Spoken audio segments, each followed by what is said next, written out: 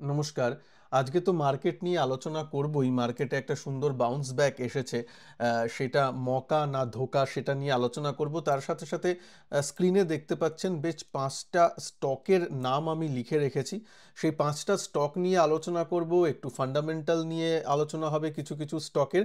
সুতরাং মন দিয়ে ভিডিওটাকে শেষ পর্যন্ত অবশ্যই দেখবেন। ভিডিওটাকে একটু আগেই আজকে রিলিজ করলাম, কারণ একটু সময় নিয়ে দেখবেন ভিডিওটা। কারণ দেখুন ৫টা স্টক নিয়েও আলোচনা করব, সুতরাং ৫টা স্টক, এক একটা স্টক নিয়ে যদি আমি ৫ মিনিটও বলি, ৫ ৫-এ ২৫ মিনিট এমনিই হয়ে যাবে।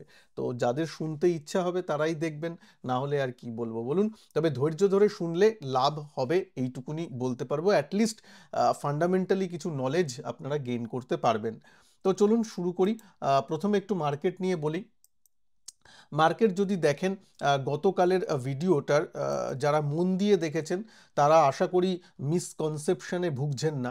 আমি এই দাগটার নিচে গেলে কিন্তু একটু ইনভেস্টমেন্ট স্ট্র্যাটেজি আমি পার্সোনালি চেঞ্জ করব বলে গত ভিডিওতে বলেছিলাম। মানে ২৪,৩০০ যদি ভাঙে তাহলে, এবং ভেঙে স্টে করলে, এই নয় যে ভাঙলো আর উঠে গেল তা নয়, ১ ২ দিন একটু ২৪,৩০০-র নিচে থাকলো, স্টে করলো, তাহলে কিন্তু আমি আমি বলেছিলাম যে আমি একটু ইনভেস্টমেন্ট নিয়ে একটু অন্যরকম ডিসিশন নিতে চলেছি বা চলবো। সেটা আমার গত ভিডিওতে দেওয়া আছে। গতকালের ভিডিও বা গত ভিডিওটা যারা মিস করেছেন চিন্তা করবেন না, এই ভিডিওটা দেখার পর এই ভিডিওর শেষের দিকে আমি দিয়ে দেবো, স্ক্রিনে চলে আসবে। তো ২৪,৩০০, এবং আমি ওখানে আরেকটাও কথা বলেছিলাম, হয় ডাইরেক্ট এরকম কখনোই ভাঙে না। হয়তো এখানে একটা ডাবল বটম তৈরি করলো, সেখান থেকে একটা বাউন্স দেওয়ার প্রবণতা দেখাতে পারে, সেই ব্যাপারেও উড়িয়ে দেওয়া যায় না। কিন্তু মেন হচ্ছে কি প্যাটার্ন তৈরি করছে। আগে যেমন এরকম লোয়ার হাই তৈরি করেছে, যতক্ষণ এইটা ভেঙে গেলে, এই ২৪,৩০০টা ভেঙে গেলে কিন্তু লোয়ার লো তৈরি করারও প্যাটার্নটা শুরু করে দেবে।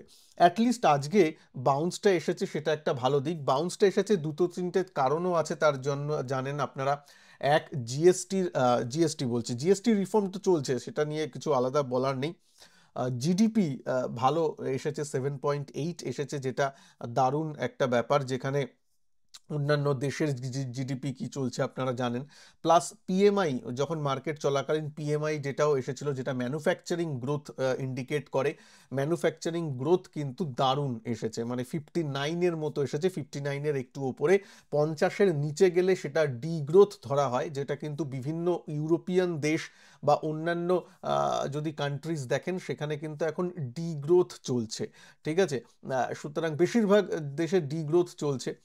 সেখানে দাঁড়িয়ে ভারতের গ্রোথ হচ্ছে, পিএমআই অনেক বেশি আছে, 50-এর অনেক বেশি উপরে আছে, এবং ভালো হচ্ছে, উত্তরোত্তর বৃদ্ধি পাচ্ছে, ম্যানুফ্যাকচারিংয়ের দিকের উপর জোর হচ্ছে। সেটা একটা পজিটিভ দিক, এবং সেই খবরটাও এসেছিল বাজার চলাকালীন, সেটাও একটা ব্যাপার আছে। দ্বিতীয় কথা, একটা টেকনিক্যাল বাউন্সেরও জায়গা থেকে যাচ্ছে, কারণ এখানে একটু ডাবল বটম টাইপের তৈরি হয়েছে।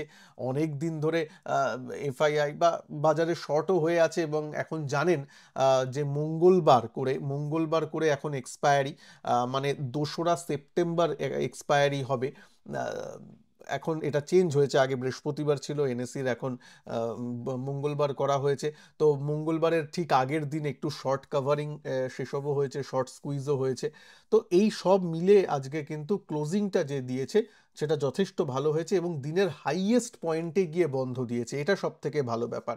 যদি এইটাকে মানে রক্ষা করে নেয়, ২৪,৩০০-৩৫০ যেটা রিসেন্ট লো বানিয়েছিল, সেটা যদি ও হোল্ড করে নেয় এবং আস্তে আস্তে বাড়তে থাকে, দেন খুব ভালো। সেক্ষেত্রে এই এই লেভেলের উপরে স্টে করে কিনা সেটা দেখার, যেটা ২৫,০০০ বা অ্যাটলিস্ট ২৪,৮০০, সেটা একটা প্রথম লেভেল, তারপর ২৫,০০০ লেভেল তো আছে। কিন্তু আবারও বলছি, আমার গত ভিডিওতে স্পষ্ট বলা আছে, ২৪,৩০০ যতক্ষণ না ভাঙছে ডিসিসিভলি, ততক্ষণ কিন্তু ড্রাস্টিক কোনো ইনভেস্টমেন্টের উপর ওই ইনভেস্টমেন্ট কমিয়ে দেওয়া, এই জিনিসগুলোর ডিসিশন আমি পার্সোনালি নিচ্ছি না। ২৪,৩০০ এইটা বলা থাকলো। এবার চলুন মার্কেটের আগামী দিনগুলোতে কি হতে পারে। আমার মনে হয় ডেটা হিসাবে, দেখুন টেকনিক্যালি মার্কেট একরকম চলছে, কেন বাজারে শর্ট প্লেয়াররা থাকে, এফআইআইরা সেল করছে, টাকা যেহেতু পড়ছে সেহেতু একটা ব্যাপার আছে, এই সবগুলো হচ্ছে। কিন্তু তার সাথে সাথে টেকনিক্যালি যাই আছে, ফান্ডামেন্টালি কিন্তু ভারতের যদি কম্পেয়ার করেন বিদেশের অন্যান্য দেশগুলোর তুলনায়, ফান্ডামেন্টালি কিন্তু আমাদের ডেটা যথেষ্ট ভালো আছে, যথেষ্ট কম্পারেটিভলি।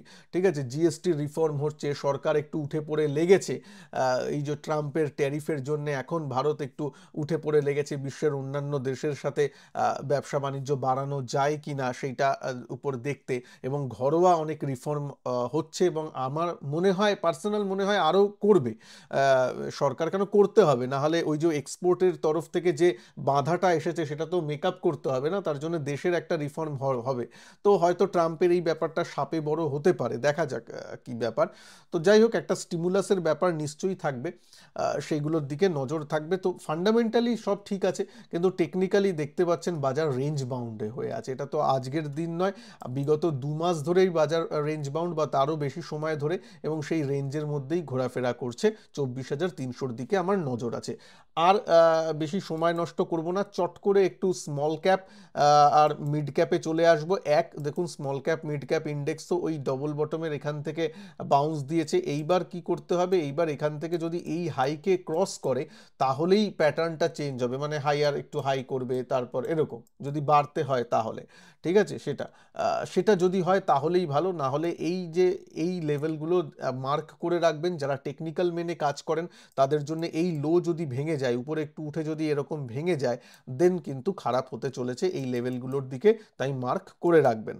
স্মল ক্যাপ এবং মিড ক্যাপেরও একই ব্যাপার। এবার চলে আসুন স্টক নিয়ে আলোচনা করি। একটু প্রথমে বিএসসি স্টকটা নিয়ে আলোচনা করব। চার্ট আগে খুলে নিই। বিএসসি নিয়ে আপনাদের প্রশ্ন এসেছিল, তো সেটাও একটু দেখে নিই। অনেকের প্রশ্ন এসেছে বিএসসি কি হচ্ছে। দেখুন বিএসসি কি হচ্ছে একটু বোঝার দরকার আছে। বিএসসি একটা চরম বুলরানে ছিল, এরকম এপ্রিল 2023 এরকম জায়গা থেকে একটা চরম বুলরান ও দিয়েছে। যদি আপনি দেখেন মোটামুটি উপরের দিকে 1741%, মানে 17 গুণ টাকা করে দিয়েছে। বা এখনো পর্যন্ত যদি আমি দেখি তাহলেও আপনি দেখবেন, মানে এখন তো মনে হচ্ছে উপর থেকে একটু কারেক্ট করেছে, তাও কারেক্ট করলেও ও 1200% রিটার্ন, মানে 12 গুণ রিটার্ন হয়েছে এপ্রিল 2023 থেকে। মানে জাস্ট 2 মাস বা 2 বছর বা 2 বছর কিছু মাস বলতে পারেন, 2 বছরই ধরুন। 2-2.5 বছরে যদি একটা স্টক 12 গুণ বাড়ে, 12 গুণ, 12% নয়, 12 গুণ বাড়ে, অবশ্যই বোনাস স্প্লিট অ্যাডজাস্টেড প্রাইস বলছি, তাহলে সেই স্টক যদি উপর থেকে, এই যে উপরে উপরে আপনার অ্যাডজাস্টেড প্রাইস 3,000-এর মতো গেছিল, তার থেকে এখন একটু 2,100-তে এসেছে, এটা তো স্বাভাবিক ব্যাপার না, এটা তো হবেই। প্লাস একটু পিই রেশিওটাও দেখুন, পিই রেশিওটা 55। তো যারা এরকম বলছেন বিএসসি কেন পড়ছে, এবার দেখুন মানে আপনি আগে ঢোকেননি, 2023-এ ঢোকেননি বলে তো মার্কেট সেটা দেখবে না, তাই না? মার্কেট তো দেখবে 2023 থেকে সে 12 গুণ রিটার্ন দিয়েছে 2 বছরের মধ্যে। এটা কি স্বাভাবিক রিটার্ন? নিজেকেই প্রশ্ন করুন। উত্তর হলো না, স্বাভাবিক রিটার্ন নয়। তো স্বাভাবিক যদি রিটার্ন না হয় তাহলে তো এবারও কনসলিডেট করবে, না করলেই বরং আমরা অস্বাভাবিক ভাববো। একটা স্টক ক্রমাগত তো উপরের দিকে যায় না। হ্যাঁ, বিজনেস নিয়ে যদি বলতে চাই, বিজনেস যথেষ্ট ভালো, এবং জানেন এখন আগে যেমন একটা এনএসির ডমিনেন্স ছিল, যে মানে ফিউচার অ্যান্ড অপশন মানেই এনএসি ছাড়া আর কোনো গতি নেই, সব কিছু এনএসি এক্সেট্রা। এখন কিন্তু সেটা নয়। যেহেতু এখন আলাদা আলাদা দিনে এক্সপায়ারি হচ্ছে, সেহেতু কিন্তু সেন্সেক্সেও কিন্তু যথেষ্ট এফএনওর ভলিউমটা বাড়ছে আস্তে আস্তে। তো সেই ব্যাপারগুলো একটু পজিটিভ দিক। হ্যাঁ, যদিও এখনও এনএসি মানে মার্কেট শেয়ারের প্রচুর ভাগ, 90%-এর উপর এফএনওর সেক্টরে অ্যাটলিস্ট অনেকটা করছে, অনেকটা দখল করে আছে, কিন্তু বিএসসি যে মানে কম্প্যারেটিভলি ভালো করছে, 2 বছর 3 বছর আগে যা ছিল এখন যা আস্তে আস্তে করছে, অনেকটা করছে, এবং তার জন্যই বাজার এটা ভেবে নিয়েই, জানেন বাজার আগে থেকে ডিসকাউন্ট করে নেয়, তাই জন্যই বাজার ভেবে নিয়ে কিন্তু ওকে ভ্যালুয়েশনটা এত করেছে। 3,000 থেকে 2,100 টাকায় এসেও কিন্তু পিই 55তেই আছে। পিই 55 কখনোই কম পিই নয়, তাও বেশি আছে, কারণ এগুলোর মনোপলিস্টিক জাতীয় স্টক, জানেন তো এগুলোর ব্যবসার ভিজিবিলিটি আছে। কখনো বিএসসি উঠে যাবে বা বিএসসির ব্যবসা, হ্যাঁ ব্যবসা হয়তো একটু কম বেশি হতে পারে, ডিপেন্ড করছে মার্কেটের উপর, কিন্তু একদম যে খারাপ কোম্পানি খারাপ কিছু ব্যাপার সেগুলো নয়। দ্বিতীয় কথা হচ্ছে এই যে ইম্পোর্ট এক্সপোর্টের আমাদের যে একটা ট্যারিফ ব্যাপার চলছে, বিএসসি অন্তত সেগুলোর ব্যাপারগুলো আসছে না। বিএসসি তো কোনো কিছু আমেরিকায় এক্সপোর্ট করে না, তো সেইটার ডাইরেক্ট এফেক্ট নেই। হ্যাঁ পরোক্ষভাবে প্রভাব বলতে পারেন, স্টক মার্কেট যদি পরোক্ষভাবে একটু নিচে নামে বিএসসির উপর প্রভাব পড়বে, কিন্তু ডাইরেক্ট এফেক্ট তেমন নেই। তো এই ব্যাপারগুলো আছে। ঠিক আছে, যদি আপনি এর এর প্রফিট গ্রোথ বা আর্নিংস গ্রোথ দেখেন বছর দর বছর, যদি দেখবেন এই যে 2022-এ 841, 2023-এ 925, 2024-এ 1500, দেখতে পাচ্ছেন 900 থেকে 1500 মানে কত পার্সেন্ট জাম্প। এই জন্যই স্টক প্রাইসও তেমনভাবে বেড়েছে। এবং তারপর 2024-এ 1500 থেকে 2025-এ 3200, মানে দেখুন 1500 থেকে 3200 মানে আবার ডবল। কিন্তু 2023 থেকে দেখলে প্রায় 3 গুণ বেড়েছে।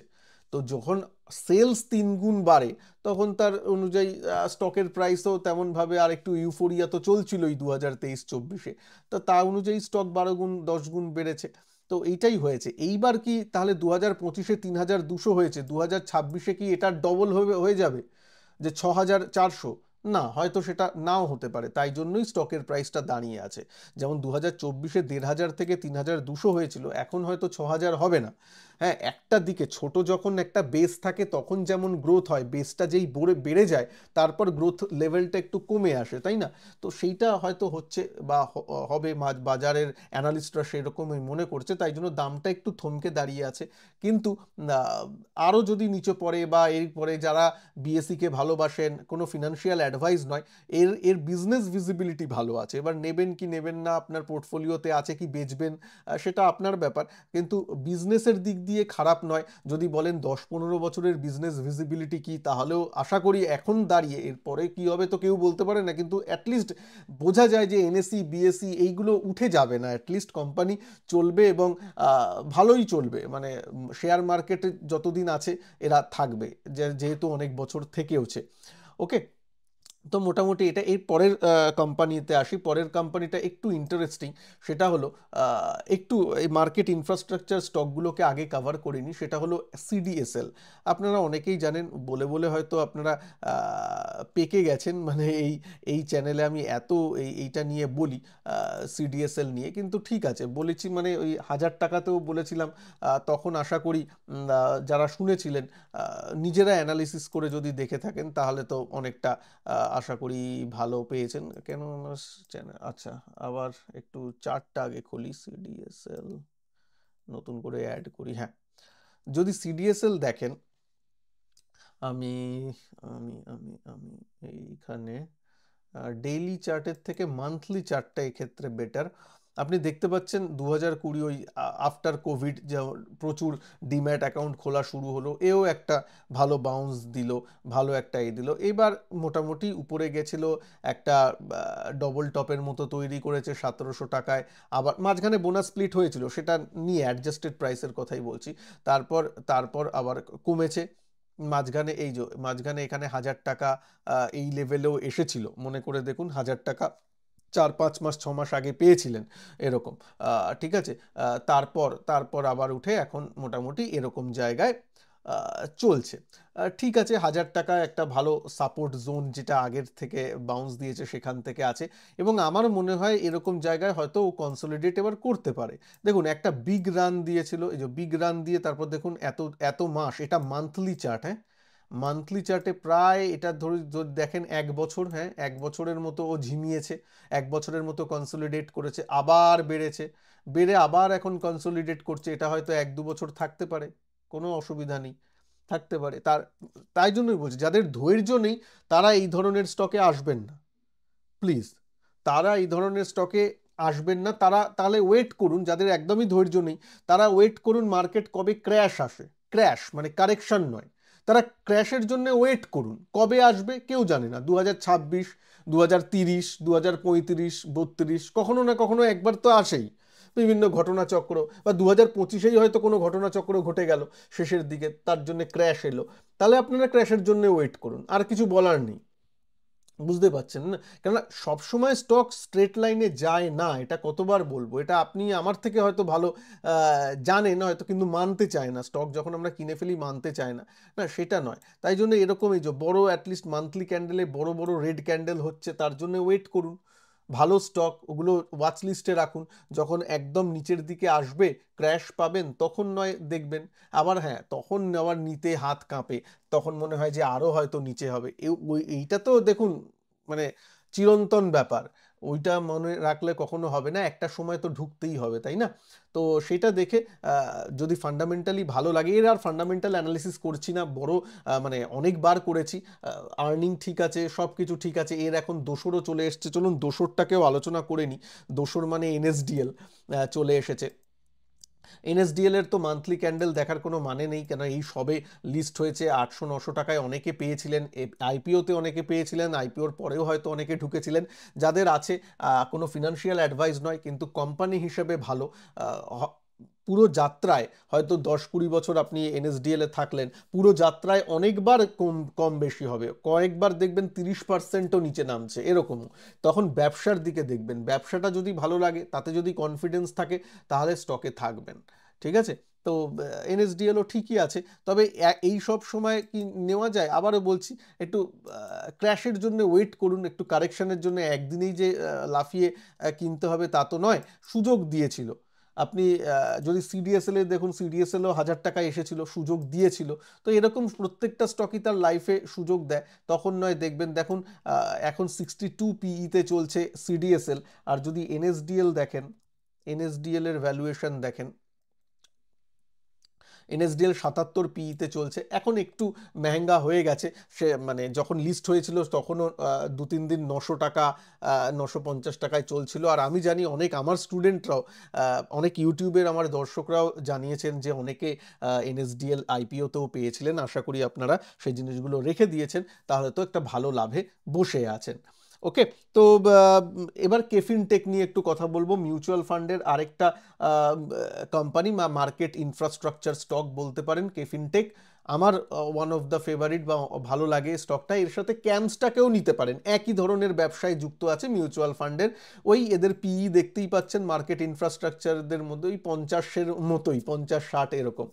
তো ঠিক আছে, এদের মধ্যেই থাকে। আরওসিই আরওই যথেষ্ট ঈর্ষণীয়, যথেষ্ট ভালো। এবং যদি আমি একটু কি বলে এর প্রফিট অ্যান্ড লস স্টেটমেন্টে আসি বা প্রফিট অ্যান্ড লসে আসি, তাহলে মোটামুটি 720, 838, 1000, মোটামুটি একটা ঠিক আছে ঢাঙের মতো চলছে। 10%, 20% প্রফিট গ্রোথ হচ্ছে।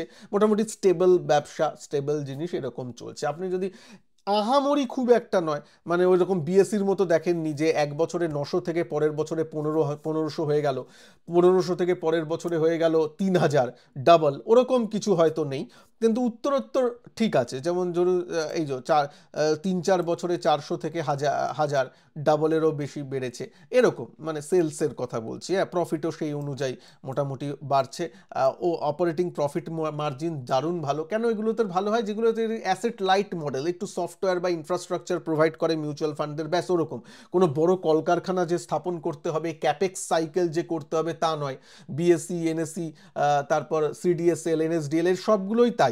এদের যে বড় কলকারখানা তৈরি করতে হবে তা না, শুধু একটু ডেটা সেন্টারের উপর একটু খরচা আছে, একটু সার্ভার ইনফ্রাস্ট্রাকচার, সাইবার সিকিউরিটি এইসবের দিকে একটু খরচা আছে, ব্যাস ওরকম, মানে একটু সফট সফট ব্যাপার।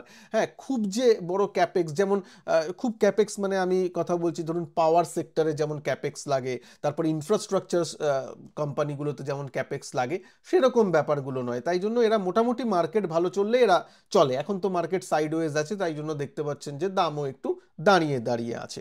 ঠিক আছে? তবে এইগুলোই সময় যখন মার্কেট ইনফ্রাস্ট্রাকচার স্টকের একটা পোর্টফোলিও তৈরি করে, একটা বাস্কেট তৈরি করে আস্তে আস্তে জমানো যায়, যখন মার্কেট নিচের দিকে থাকে। ক্র্যাশ হলে তো আরও ভালো, যদি কখনো ক্র্যাশের সুযোগ পান। মার্কেট যখন বুল রানে থাকে, বুল রানের সময় এইসব স্টকে ঢোকার মানে হয় না, তখন তো এগুলো আরও মানে বুল রানে তো এগুলো আরও বাড়ে। তো বুঝতে পারছেন আশা করি। তো সেটার দিকে একটু নজর রাখবেন।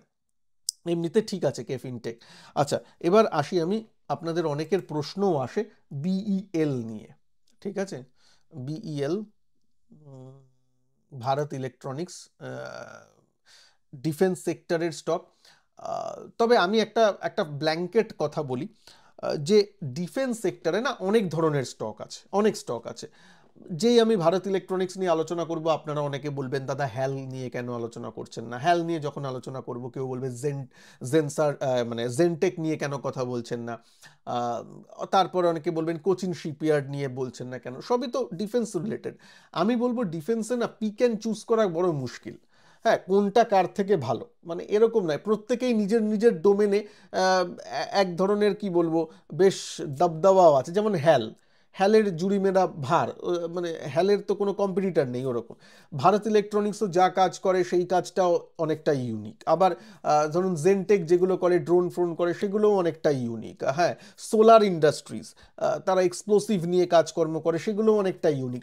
প্রত্যেকেরই একটা ইউনিক ব্যাপার আছে। তার জন্য যারা সত্যিকারের ডিফেন্স সেক্টরে থাকতে চান, ডিফেন্স রিলেটেড ইটিএফ আছে, ডিফেন্স মিউচুয়াল ফান্ড আছে, আমার মনে হয় সেই রিলেটেড থাকাটা ভালো। অথবা অথবা ডিফেন্স যদি ভালো করে সেই স্টকগুলো অটোমেটিক্যালি ডাইভার্সিফাইড মিউচুয়াল ফান্ড বা মোমেন্টাম মিউচুয়াল ফান্ডের মধ্যে চলে আসবে। মোমেন্টাম ইন্ডেক্স ফান্ড আছে জানেন অনেক সময়, সেগুলোর মধ্যে অটোমেটিক্যালি এই স্টকগুলো চলে আসবে যখন এই স্টকগুলো বাড়তে থাকবে। সুতরাং আমার মনে হয় এই স্টকগুলোকে ওইভাবে ইন্ডিভিজুয়ালি না কিনে ওইভাবে প্লে করাটা অনেকটা বেটার। মোমেন্টাম ইন্ডেক্স ফান্ড নিলেন বা ডাইভার্সিফাইড একটা মিউচুয়াল ফান্ড নিলেন, যেখানে ফান্ড ম্যানেজার নিজেই, ভারত ইলেকট্রনিক্স যদি ভালো করে ফান্ড ম্যানেজার নিজেই ঢুকিয়ে নেবে, হ্যাল যদি ভালো করে হ্যালকে পোর্টফোলিওতে ও নিজেই ঢুকিয়ে নেবে, এরকম করবে। বা একটা ব্ল্যাঙ্কেট যদি একটা মোমেন্টাম ইন্ডেক্স ফান্ডও কিনে রাখেন তাহলেও কাজটা হয়ে যায়। সুতরাং ইন্ডিভিজুয়াল স্টকের উপর বেট করাটা আমি একটু বিরত থাকবো। তাও একটা অ্যানালিসিস পারপাসে আমি করে দিচ্ছি। দেখুন 50-এর মতো পিই, যেটা এই আরওসি আরওই যথেষ্ট ভালো, যেটা আমার ভালো লাগে।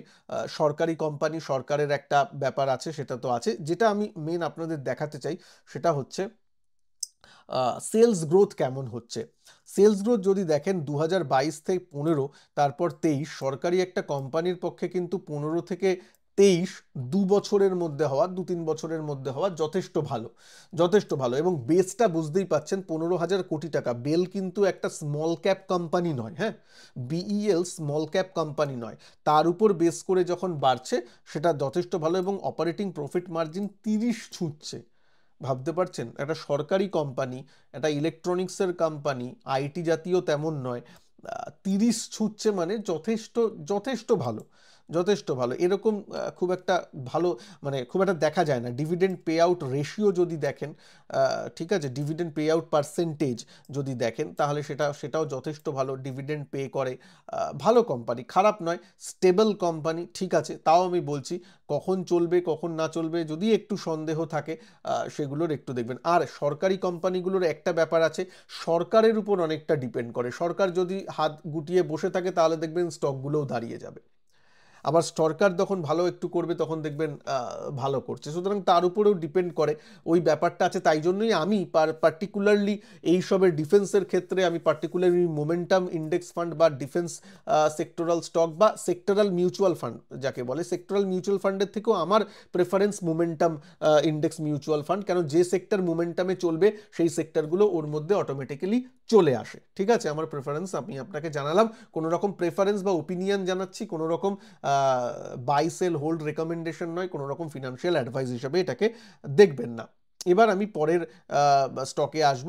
এখানে শেয়ার হোল্ডিং প্যাটার্ন দেখা আমার কোনো মানে হয় না, কারণ সরকারের একদম শেয়ার হোল্ডিং প্যাটার্ন ঠিকঠাক আছে, 50%-এর উপরে জাস্ট আছে, ঠিক আছে। এইবার আমি আসব পরের স্টকে, যেটা একটা ডার্ক হর্স টাইপের। এটা অনেক আগেও আমি কভার করেছিলাম, এবার আরও ডিটেলসে একটু কভার করব। যে সেমিকন্ডাক্টর চিপ নিয়ে যে আলোচনা শুনছেন তার উপর বেস করে। তার আগে সেই দুটো কোম্পানি কভার করার আগে প্লিজ ভিডিওটাকে একটু লাইক করে দিন। চ্যানেলে নতুন হলে চ্যানেলকে সাবস্ক্রাইব করতে ভুলবেন না। আপনারা হয়তো লক্ষ্য করেছেন, আমি এই সেপ্টেম্বর মাস থেকে, গত ভিডিও থেকেই এটা শুরু করেছি। আপনি আমার এই যখন ভিডিওটা দেখছেন তখন কিন্তু অ্যাড দেখতে পাবেন না। আশা করি অ্যাড আপনারা দেখছেন না, কারণ অ্যাড আমি ব্যাকএন্ড থেকে বন্ধ করে রাখতে বলেছি টিমকে, টিম বন্ধ করে দিয়েছে।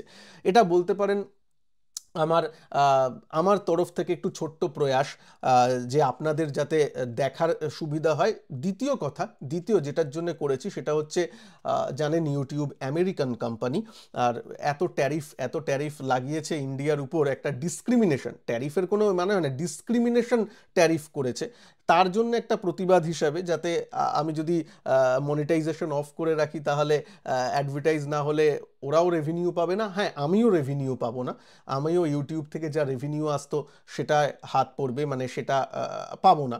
কিন্তু ঠিক আছে, এটা আমার একটা বলতে পারেন যে আমার তরফ করে আমি করছি।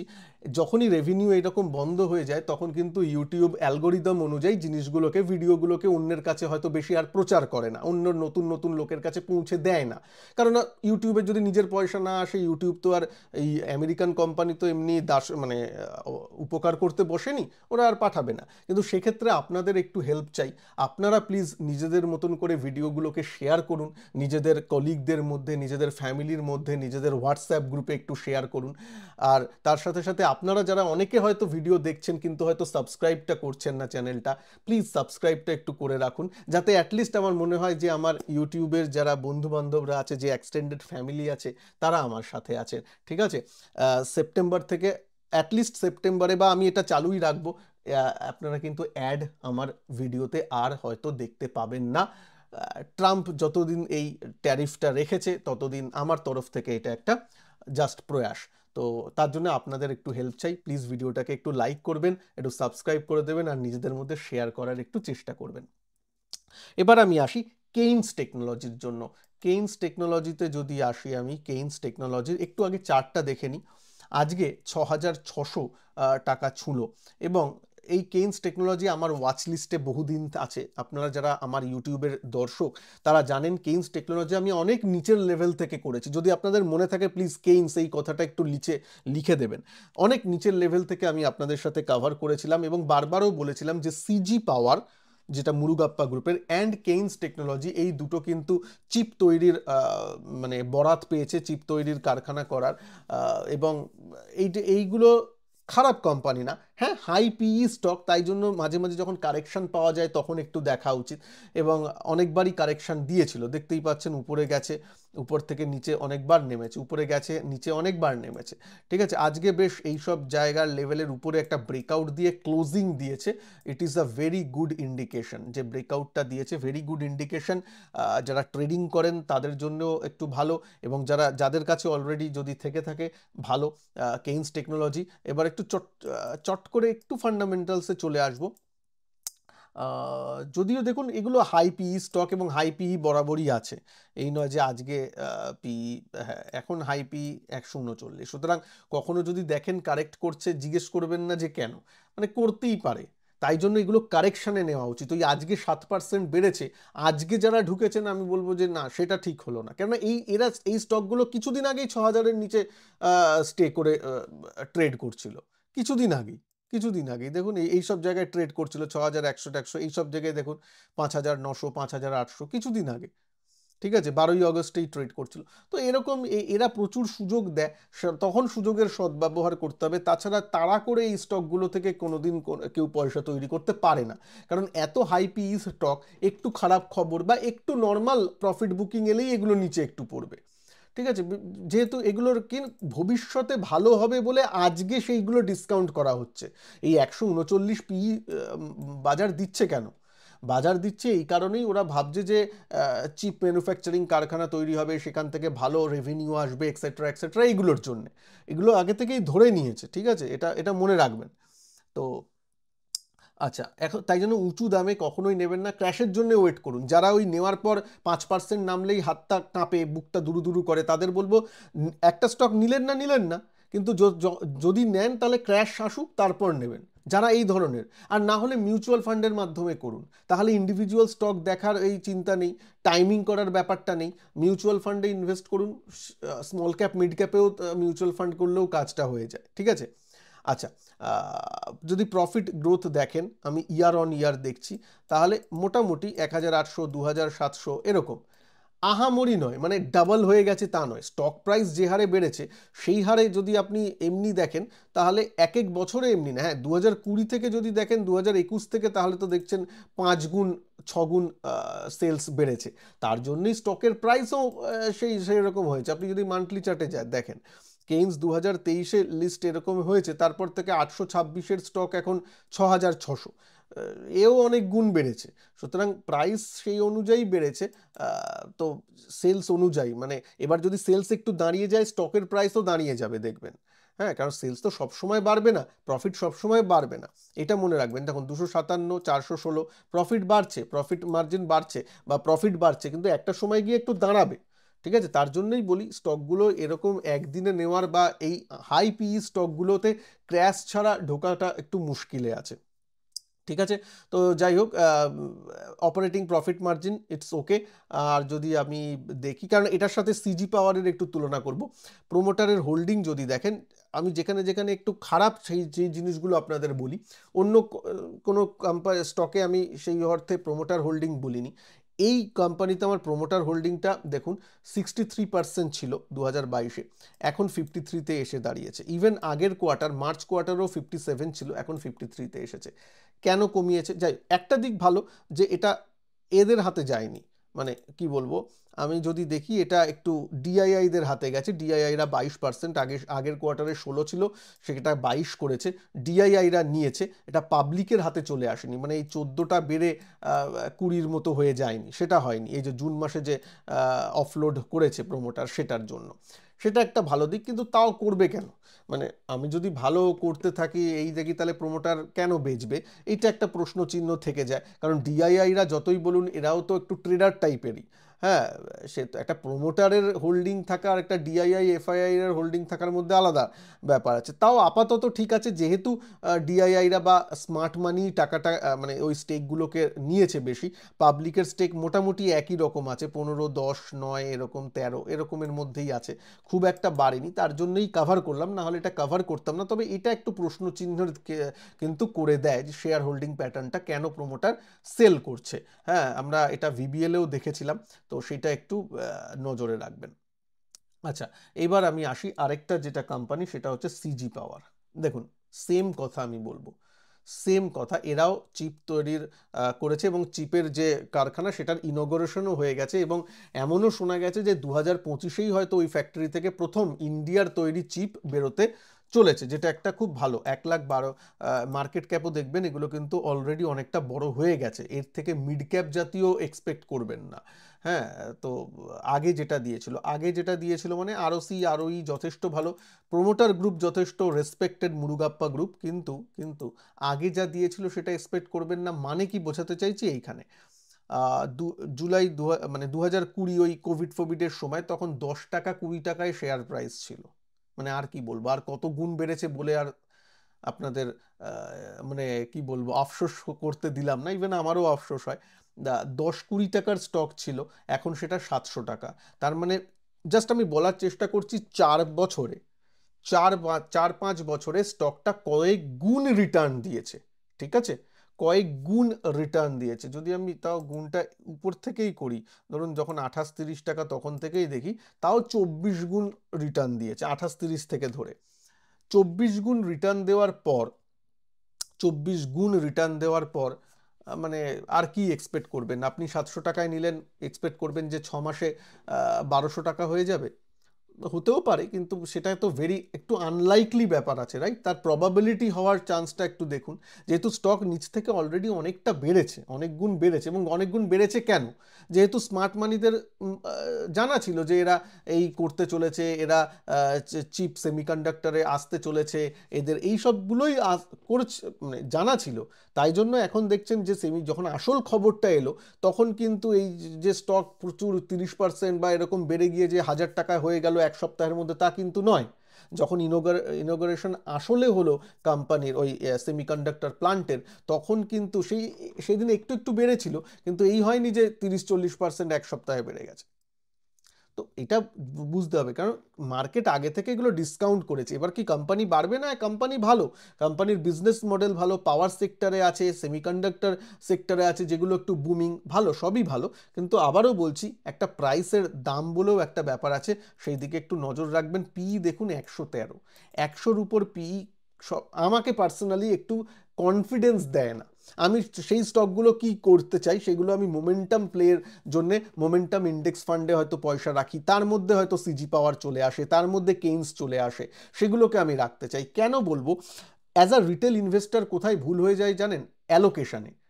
হয়তো যখন আপনারা কেউ একজন 1 লাখ টাকার, ধরুন 10 লাখ টাকার পোর্টফোলিও সে বানাতে চায়, সে 2 লাখ টাকার সিজি পাওয়ার নিয়ে নিল বা 2 লাখ টাকার কেইনস নিয়ে নিল, ও ভালো হবে ভালো হবে এই বলে। সে পার্সেন্টেজ ক্যালকুলেট করে নেয় না যে আমার পার্সেন্টেজ যাতে 5%-এর উপরে না যায় একটা স্টকে অ্যালোকেশন। ডিপেন্ড, মানে একটা জাস্ট 5% একটা বল পার্ক বললাম, জাস্ট এরকমভাবে একটা প্ল্যান্ড করে পোর্টফোলিও তৈরি করেন না অনেকেই। তো এই জন্যই বলি যে মিউচুয়াল ফান্ডে থাকা কি ভালো, মানে তাহলে কি ওরা কাজটা আপনার হয়ে করে দেয়। ঠিক আছে, যাই হোক, একটু বলা থাকলো। তবে কোম্পানি খারাপ নয়, যাদের কাছে আছে ঠিক আছে। এবার আস্তে আস্তে গ্রুপটাও ভালো, এবার এগুলোকে সময় একটু দিতে হবে। আর ক্র্যাশের জন্য ওয়েট করে থাকুন। যখন ক্র্যাশ ভালো মতন আসবে, সবাই সুযোগ দেয়, তখন একটু ঠান্ডা করে জিনিসগুলোকে দেখা যেতে পারে। ওয়াচ লিস্টে রাখুন, অ্যানালিসিস করুন, এইটুকুনি আমার বলার। প্রভাবিত হবেন না বা এটাকে রেকমেন্ডেশন হিসেবে নেবেন না। জাস্ট এগুলোকে একটু নিজের কাছে রাখবেন, মানে নিজের কাছে এই অ্যানালিসিসটা রাখবেন, স্টকগুলোকে বলছি না, অ্যানালিসিসটা বা ভিডিওটা একটু সেভ করে রাখবেন। অ্যানালিসিসটা নিজেতে একটু করবেন। ভিডিওটাকে ভালো লাগলে একটু লাইক শেয়ার অবশ্যই করবেন। আর কোন স্টকের আপনারা অ্যানালিসিস চান নিচে লিখবেন, আমি চেষ্টা করব সেগুলোকে কভার করার জন্য। ভালো থাকবেন সবাই, নমস্কার, জয় হিন্দ, বন্দে মাতরম।